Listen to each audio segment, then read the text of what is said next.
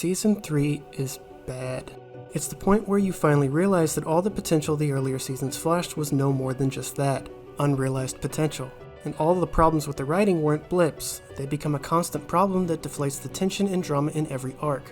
Every time we're told Deku is risking his body only for him to be fine after a day in the hospital, every time a villain is hyped up only for them to lose while barely accomplishing anything, every time stakes are established and then retreated from immediately, it all starts to add up.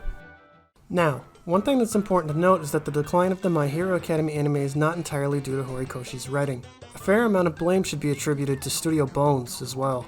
I complimented the show based on how there was a lot more effort than I remember in Season 1, and the reason I was surprised by that is because of how low the quality of visuals are in Seasons 3 and 4. My Hero Academy's visuals in general have never been that sharp, especially in terms of backgrounds, but Season 1 did a good job of covering for that by being loose and creative with the visuals. That is no longer the case. The visuals are flat and the tone is overly stiff, which is a lot less fun to watch. And if you're not enjoying what you're watching, you tend to be less engaged, and when you're not engaged by what's in the foreground, you start to zone out and look at the backgrounds out of boredom. At which point, you start to notice how cheap looking and shoddily thrown together the backgrounds in the show look. You'll notice the same tree copy and pasted over and over again, stale coloring, buildings with no style or personality put into how they're drawn. Sometimes you can't even tell what you're even looking at. This is supposed to be an establishing shot of the city. What the hell is this? Looks like a bunch of digital garbage.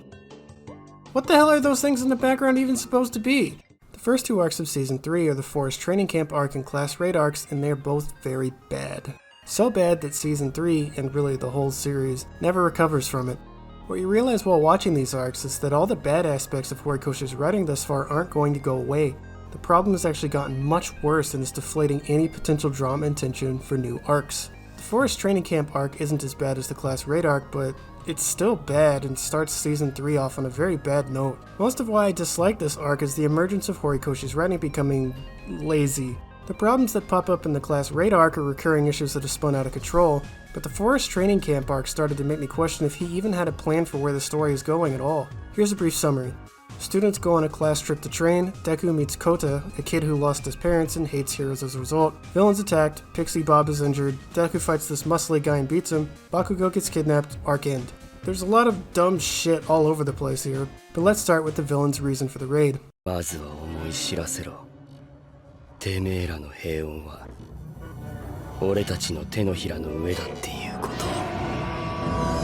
the fuck does that mean? Something I've noticed while rewatching is with the villains, you kinda have to ignore what they say at times to make the writing coherent. Like with Stained when he says that money and fame worship is a ruining hero society, despite there being sort of one example of each that fit that description even existing. What he does in the alley though, points to a more coherent ideology.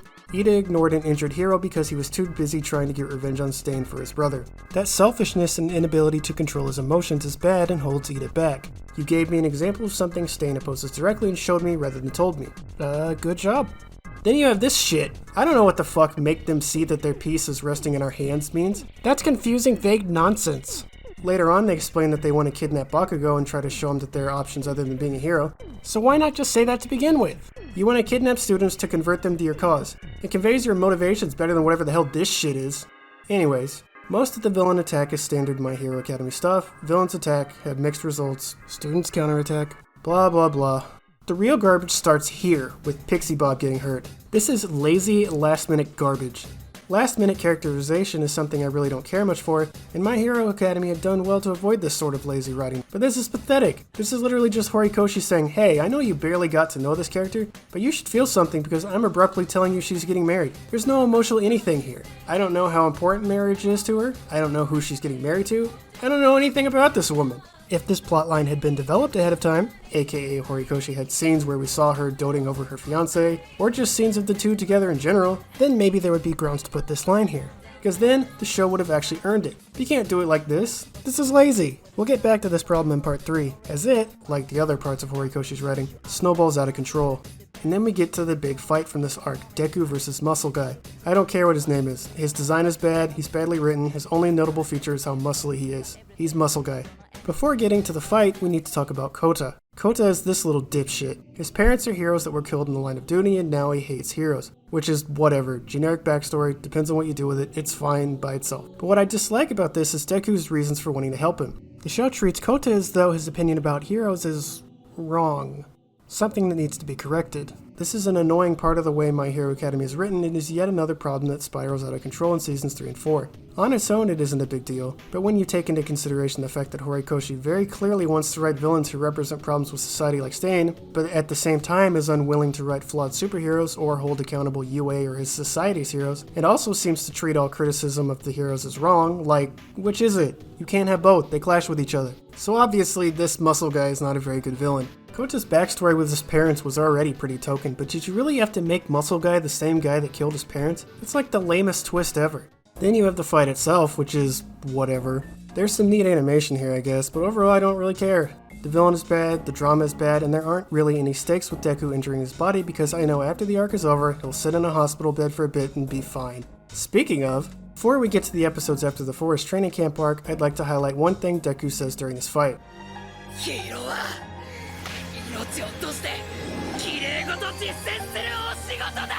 Remember this quote. I'm going to refer back to it a lot going forward.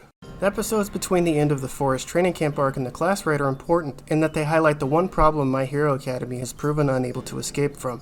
Horikoshi is deathly afraid of taking risks. His writing is among the stalest and safest in a popular shonen I've ever seen. He's overly attached to his characters, he never provides long-lasting consequences for the actions of his characters, and he seems terrified of moving a single piece out of place. There are two categories of this I'd like to highlight here.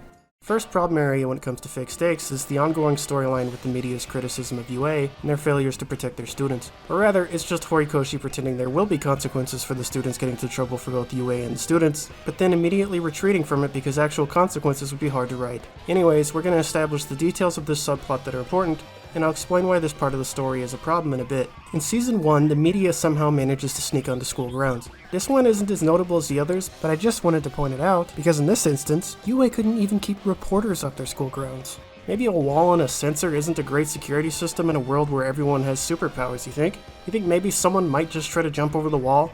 Anyways, then you have the villains that attack students at the end of Season 1. Also does not reflect well in the school, and they receive criticism for it. This looks even worse when you consider the people that got in were proven to be morons. That's basically the subplot. The media goes after UA for letting the students fall into danger, and that's it. As for the students... 君たち3人およびプロヒーロー、エンデバー、マニュアル、グラントリノ。この6名には厳正な処分が下されなければならない。一方で汚い話、公表しない場合、ヒーロー殺しの火傷跡からエンデバーを功労者として擁立してしまえるわ。この違反はここで握りつぶせるんだわ。Not a huge deal they don't follow through here, but next time they get into trouble, there needs to be actual punishment for the students or UA, just to establish stakes for the future. All you gotta do is follow through next time. There you go, that's how all that stuff is set up. The important part of this plotline is that somewhere along the line, the show has to be able to establish real consequences for UA for not protecting its students, and for the students of Class A for getting into trouble, and we'll get to that in a minute. Another recurring problem is Deku's body. The threat of Deku damaging his body so badly that he can't be a hero anymore is established pretty early. It's a good way of keeping One for All from feeling overpowered, and a constant source of drama during Deku's fights. At least it would be, if Horikoshi was willing to actually commit to it. Knowing that Deku could permanently damage his body so badly he could never walk again is an interesting subplot. But it can't be if every time he risks his body, he stays in the hospital for a day and then he's fine again. This is, again, something that isn't a struggle for other popular battle shonens. In Naruto, when Rock Lee uses his Hidden Lotus ability, it has very similar risks to Deku's ability, with Lee's being a bit more extreme the further he goes with it. Anyways, when we see Deku and Rock Lee overuse their ability to try to win, we do see them exhausted, crippled, etc., but it's what the writers do after the fight ends that separate the two. Rock Lee's body is torn up really badly, and they tell Guy that it's likely he'll never fight again. But then, they follow through on that. He is absent from combat for the next 76 episodes, but it is a source of ongoing drama as we see his recovery process and struggle to come to terms with possibly giving up his entire way of life. And then, several arcs later, when he pops out to fight Kimimaro, you get a huge adrenaline rush. This happens for 3 reasons. 1, Rock Lee was gone for so long. 2, the last time we saw him, he was in the most entertaining fight of the show thus far. And most importantly, 3, we saw his recovery process and knew how hard it was for him. So when he jumps out here, we know that his recovery is complete, he's back as a ninja, and we finally get to see him fight again. Great moment and a great example of establishing stakes for a fight and actually sticking with them. In Hunter x Hunter, Gon loses control over his emotions after he finds out Kaida's dead. His anger leads him to use everything to kill Pitou. But since Gon is nowhere near strong enough to even fight Pitou, he has to sacrifice Well, everything. Based on what we know about Nin and the way it works, seeing him suddenly obtain this much power means the amount he sacrificed is so great he'll probably die. Okay, so our main character has taken on a colossal risk, and the stakes are his sacrifice took a massive toll on his body, and he could die. How do we follow up on this?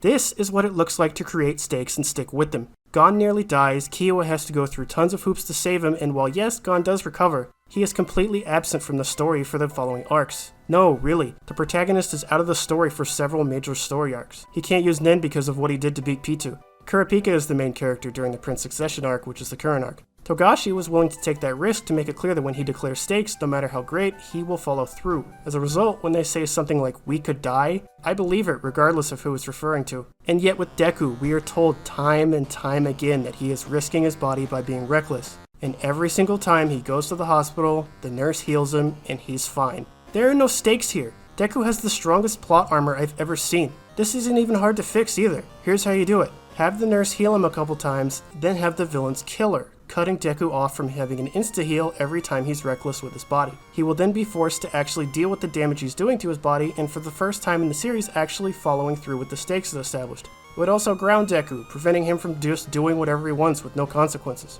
But killing the nurse lady would be a risky choice to make, and we can't have that. Or, alternatively, stop reminding us of this plot point if you refuse to do anything with it. If you're gonna keep saying he's risking his body, then show the stakes. Have him damage his body so badly that he's absent for an arc.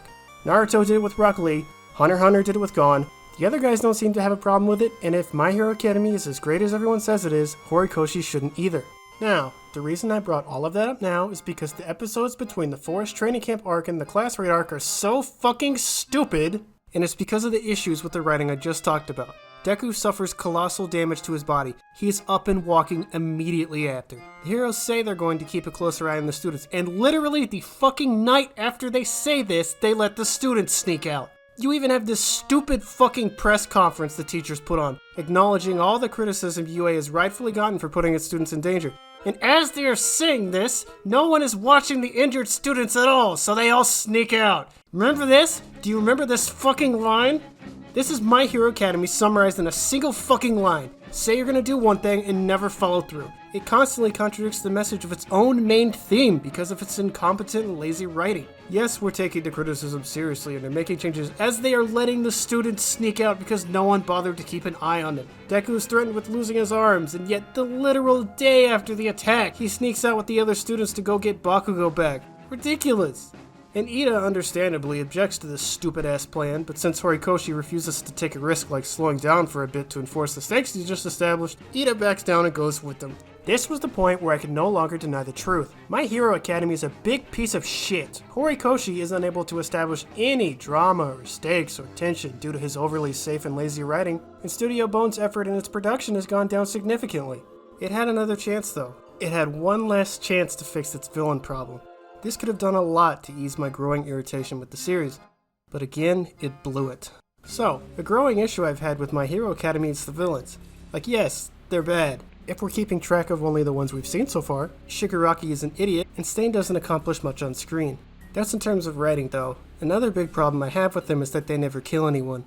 You see, when you have a problem with weak villains like My Hero Academia does, a great way to establish a new villain as a threat would be to show them killing a hero we know on screen. Not in the past, not telling us they kill people, actually showing them kill someone. This ties into my problem of Horikoshi being overly attached to his characters and not wanting to make sacrifices or take risks with them, because there are tons of expendable ones. Anyways, the reason I bring this up now is because the Class Raid arc is where we are introduced to All for One, the yin to All Might's yang and supposedly the strongest villain there is. He has dozens of quirks stored away. He can use multiple quirks at once. This guy is a force. So naturally, I'm expecting him to have a big impact in his first appearance. After all for One is the guy. Finally, a competent villain. This is gonna be great. Oh. All for One is disappointing for a number of reasons, but really All for One being disappointing itself is a backbreaker. He needed to succeed, and needed to make an impression on the audience. The villains up to this point have been a joke. They also could have just always lose. Not every villain can just inflict psychological damage to the heroes or whatever. So the battle shown an equivalent of a moral victory. That's what Shiggy did in Season 1. His raid was a laughable failure that got him ridiculed by the students in All Might. Stain loses without killing anyone in Season 2. Dude's name is literally Stain the Hero Killer, yet we see him kill no one and then he just gets arrested. Basically, their track record is about on par with Team Rocket. Eventually, a villain needs to actually win, succeed at their goal, outsmart the heroes, kill someone, so I can believe for once that there's some competency to these dumbass villains. The most dangerous villain in the show has to establish themselves as a threat somehow when they show up. They can't just not kill anyone and get owned too. Why? Because it makes them look incompetent, and that has a trickle-down effect on the other villains. You really aren't going to take the other villains seriously now. After all, if the biggest, baddest villain isn't allowed to win, if the heroes all have plot armor that can't be penetrated even now, what threat are the lesser villains? I see them as a joke now as a result of All for One's first appearance. His goal here is to kill All Might. He does make All Might retire, but whatever, he still loses and gets captured. This is another moral victory. The best way to shock your audience and establish this guy would be to have him cut down a hero. It would be great. Hasn't happened before, so it would shock everyone. Horikoshi even has 3 excellent opportunities to do it. Obviously, the preferred choice would be All Might. Him dying in a fight with All for One is a better way of inflicting fear amidst uncertainty among the citizens for future arcs than him just retiring, and it would display vividly the ultimate act of what All Might says is the most important qualification for a hero, the spirit of self-sacrifice. It doesn't have to be him, though. Best Jeanist is incredibly expendable. Gran Torino is old and senile. They're so expendable, and yet Horikoshi just can't let go of them. You kill Best Jeanist here, and the following fight with All Might suddenly becomes incredibly tense. Why? Because when you kill a hero like that, it firmly establishes the stakes as life and death. Something that was kind of not established during the Season 1 raid, Stain arc from Season 2, and the Forest Training Camp arc. And it would completely shock the audience, thus raising their investment. And that shit is important for a series like My Hero Academy. An important principle of being a hero in the series, and for most battle shonens, is that they are fighting for their lives. As such, it's important to establish that the stakes of fights are, well, life and death. This is something I think My Hero Academy is trying to do, but without examples of heroes we know losing their lives fighting or just generally, it's hard to really say the stakes are that high. We're told that people could die, but we're never shown it, because all the heroes have plot armor. They aren't allowed to die because they're heroes. Why? Horikoshi is unwilling to take risks. And no, heroes that died before the show starts don't count. Heroes we know and that have been established, that we've seen in the series, dying. That's what is needed here. This is, again, something writers of other popular battle shonens understand. Let's knock these down quick, I don't need a paragraph to explain each. Everyone Hisoka kills during the Hunter exams establishes Hisoka as a serious threat and that the Hunter exam is very much life or death, which is very much true. Ponzu and Pakul displays how ruthless and cruel the Chimera ants can be. Kite, juxtaposed with how Kite wiped out an entire squadron with one swing earlier, establishes how unbelievably strong the Royal Guard are. These two dudes at the beginning of the Zoldyck arc that get killed by Mike, a great example of how dangerous the Zoldyck manor is. Hughes from Fullmetal Alchemist. This is a warning from the homunculi to the audience and the Elric brothers that if you keep snooping around, we'll kill you. Basque Gren from FMA. This makes it clear that Scar can kill any state alchemist if he gets the opportunity, and Edward and Alphonse are not safe. Jiraiya establishes Pain as a huge threat. He just killed one of the legendary Sannin for fuck's sake. Gaara mercilessly slaughtering those Rain Ninja in the Forest of Death and killing Dosu establishes deadly stakes for the fight versus Rock Lee and versus Sasuke respectively. Orochimaru kills Hiruzen, makes it clear how dangerous he is, and more importantly makes the audience worry about what's going to happen when Sasuke decides to chase after him. Oh shit, that guy killed the Hokage, and Sasuke is going to go with him? Stuff like this sends a message, and it's usually pretty good at scaring the audience if they're invested. When a villain kills someone, it says, this could happen to one of the protagonists if they aren't careful. Killing a character is an amazing way to establish danger, something that My Hero Academy sorely lacks at this point due to how shit the villains are and how safe the writing is. This is especially true here because it ruins what could genuinely be a great fight. On paper, the way it's set up works. But to once again have no one die and the villain lose despite setting the stakes higher than ever, that just can't happen here. Now hold on just a minute, because everything I complained about in the fake stakes section immediately comes back again after the All for One vs All Might fight. During the first half of episode 50, All Might yells at Deku for destroying his body and sneaking out, even though All Might and the other dumbass teachers weren't watching the students and thus let it happen. Also, Deku is fine after all that. Walks away with some bandages. In the second half of episode 50, Deku's mom takes a stand against All Might and Yue for continuously allowing them to endanger her son and threatens to pull Deku out of Yue. 怪我は僕がダメなだけだよ。先生方は何遍も言ってくれていて。結果この現状なら学校の責任なんじゃありませんか。This, of course, does not happen. All Might begs and she gives up. The show declares stakes in the form of consequences for a student in UA, and this is again retreated from within the same scene. Despite episode 50 focusing on the fallout from the class raid for UA and the students, including showing several parents of Class A students angry with the school, not one of those parents pulls their kid out. So, no consequences of any kind for anyone. The most we get is that UA has a dorm system now. Ugh. Later in the same episode, Eraser says that he would have expelled almost all of them if not for All Might's retirement. The fuck does All Might's retirement have to do with anything? Just expel them! All Might's retirement is just a lazy excuse to not follow through with stakes you yourself established. You keep saying you're going to do one thing and then you don't because you're scared of the risk. As I recall, that seems to contradict what you said earlier.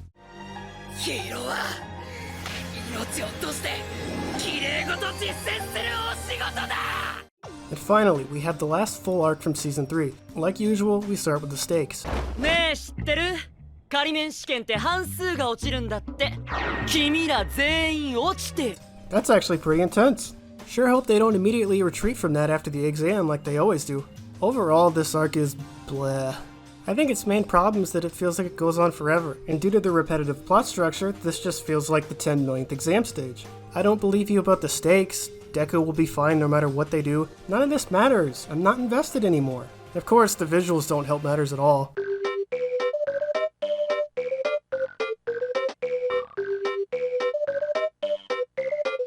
Yeah, looks great. I think the training camp and Bakugo retrieval arcs were just so bad that the show can't recover now. I'm actively irritated with the show while watching. Also, the tone is incredibly tiresome and stiff now. I miss the loose feel of Season 1, where All Might swore in front of Deku and it didn't take itself as seriously as a heart attack. Seeing the #1 hero in the world, the symbol of peace, swear in front of a young kid is hilarious. It made you feel like at least part of his hero persona was just a front that he put on. As such, he felt a bit more human. I like that side of him. I don't really like him at all now. He's boring. This exam stage in particular is really fucking boring. They're doing a little with making the people they're supposed to be rescuing assholes, but it just isn't enough. And then there's this guy who has possibly the funniest backstory ever written. Todoroki was mean to me and now I don't like him. Oh, and guess what? Just like I said, they waived off the stakes. Those who failed can take a 3-month course to get their provisional licenses anyways. Since this is now a problem I can't ignore, I'll address it here.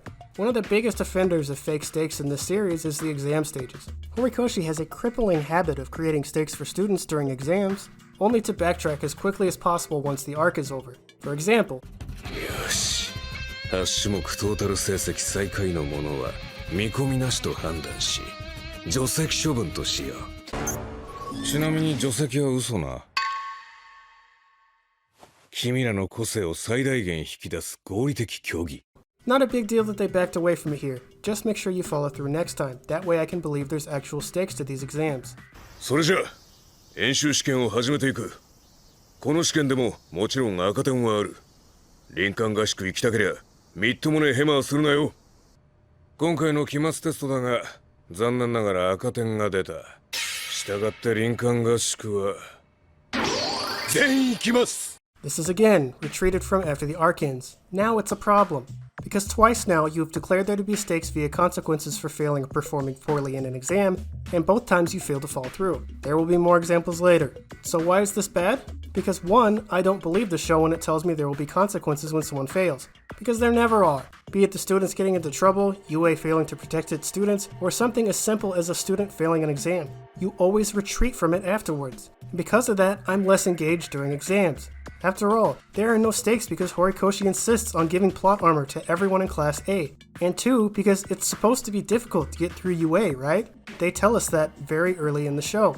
Like a lot of things the show does, this is telling without showing. The show will tell us it is difficult to get through UA, but it really isn't at all. The school bends over backwards constantly to keep students from failing. This is not really something that should be a struggle for a battle shonen at all, at least if you're a writer that's willing to take risks. Want some examples? Let's look at the Hunter exam from Hunter x Hunter and the Chunin exams from Naruto. These are basically the same thing as the exams the characters go through in UA.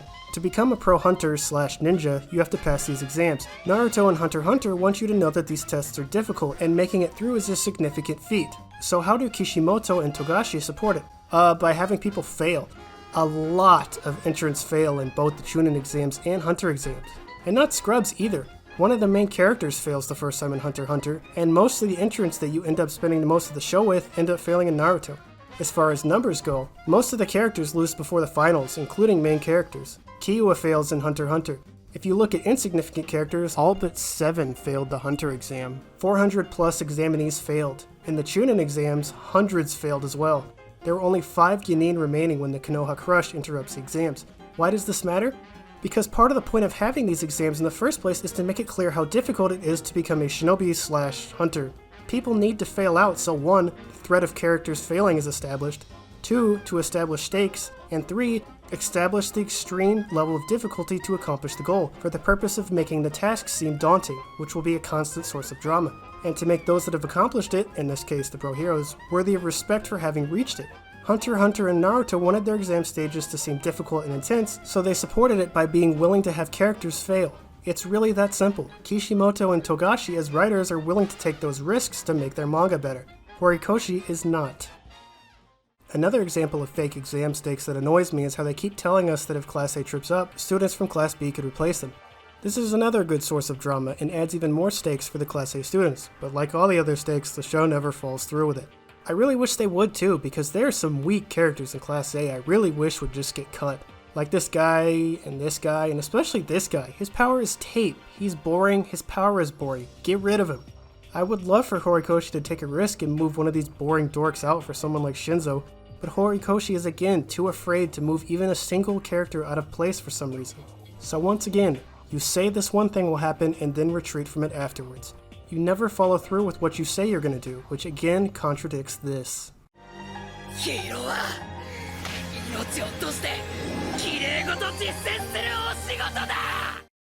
Capping off Season 3, we have Deku vs. Bakugo. And look, I know people think this fight is amazing, and I mean, it could be, if it was organic to the narrative, had stakes, and wasn't forced into a place in the story it doesn't belong.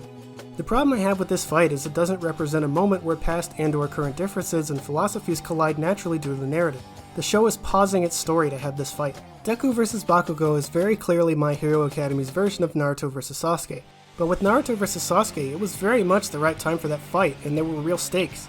Sasuke wants to go off and join Orochimaru to gain power, but Naruto knows, and as we as an audience know, that Orochimaru only wants to use Sasuke as a vessel to switch bodies. And while you might think Sasuke can handle himself, we just watched Orochimaru kill a Hokage, so we know he is a serious threat to kill Sasuke. That's the kind of stakes and emotional drama you need for a fight between main characters, which is what I think this fight lacks. Granted, there really isn't a rule to how you write a fight like this, and I'm not really advocating for it to just do what Naruto did. It isn't a bad fight, I just think you need a little more here. Something to be lost for Deku when he's defeated, and have it be written more organically into the story, rather than shoving it awkwardly between arcs. We end Season 3 with Episode 62. The first half of it is looking into the idea of how All Might's retirement is affecting normal citizens. This is, of course, a very good idea, as the show hasn't really put any effort into humanizing the citizens, so we gave a shit when villains attack and put their lives in danger. It is also the start of the idea that Endeavor doesn't really work as an All Might replacement. He lacks the charisma, and people just don't react to him the same way. It's interesting, and they follow up on it later. Good job? The second half is more fake stakes for Deku's body and consequences after his fight with Bakugo. Deku is fine, again. Deku and Bakugo broke curfew, destroyed a bunch of shit, fought, and their only punishment is they have to clean more. Really? After they snuck out during a class raid? Have the teachers at UA learned absolutely fucking nothing this entire time? Big 3 arrives, season over. Before I end the video and move on to Season 4, I wanted to talk about the first My Hero Academy movie. You probably thought I wouldn't talk about it since Battle Shonen movies are always shit and why bother, but I think it's interesting to talk about from a production standpoint. Like I said before, My Hero Academy's first 2 seasons look pretty alright. I can tell they're trying to keep it visually engaging, and you can feel some of the animator's personality from certain shots and animations. That stops with Season 3, and I think that's because of rushed production. After all, the same team works on the series and the movies, C-Team, and look at this production schedule. Brutal. Before we go further, I want to make this abundantly clear. My Hero Academy looking like shit is not the animators or background artists' fault. It never is. If you have someone who is good enough to get hired by Studio Bones, they will produce something excellent given enough time. And that's where I think the problem lies. Now, I'm not really willing to say Bones is overworking its employees or rushing production without any proof other than the way the show looks. I'm just saying, when you look at this movie in Season 4, and then look at other recent productions by Bones, it's hard not to wonder what went wrong, because a series this big really should look better. Anyways, it's interesting to talk about the visuals when the movies come into play. Two Heroes is, to put it bluntly, an ugly piece of shit. I expected the movie to at least look better than the low bar the series is setting at this point, but somehow it looks 10 times worse. The backgrounds everywhere are hideous, and like, why the fuck are the establishing shots ugly? You might not think this is a big deal, but Two Heroes is a movie that's based around its setting. These wides and establishing shots should be beautiful, yet they look like sloppily thrown together dog water. And if you think I'm being too harsh, here's what the second My Hero Academy movie looks like. So yeah, it looks like shit. The entire movie looks like this until the ending fight, which looks great, but it's supposed to. Of course it was going to. That's the scene they spent all their time on. Like, I'm not gonna complain that it looks good. It does, and it was clearly always the plan to make this scene look good no matter what the rest of the movie looks like. Plus, seeing Deku and All Might completely cutting loose side by side is the sort of non-canon action that battle shonen movies are made for. I just wish that much effort could have also been put into the backgrounds and establishing shots. As for the story, there's really nothing to note. It's your generic battle shonen movie plot. The only things I found to be noteworthy were the Uno product placement, and All Might swears a couple of times. Shit! I love it. The only way this movie works is if they make the setting feel real and alive. But the backgrounds and establishing shots are so bad it all just falls flat. And the backgrounds being shit isn't that big a deal. Like, you get sick of the shit backgrounds after a while, but you can't have bad establishing shots in a movie that's based around the setting. It just deflates everything when it always looks like shit. Overall, this movie just lacks energy, and it feels like the people that made it didn't care. It has no soul. My Hero Academy 2 Heroes' biggest crime is that it's boring. A plot with nothing interesting going on, a setting that has no effort put into bringing it to life, and it all adds up to an experience that just feels soulless. There's 2 scenes of Sakuga and the rest of it looks like trash. Speaking of trash, next time, Season 4, Heroes Rising.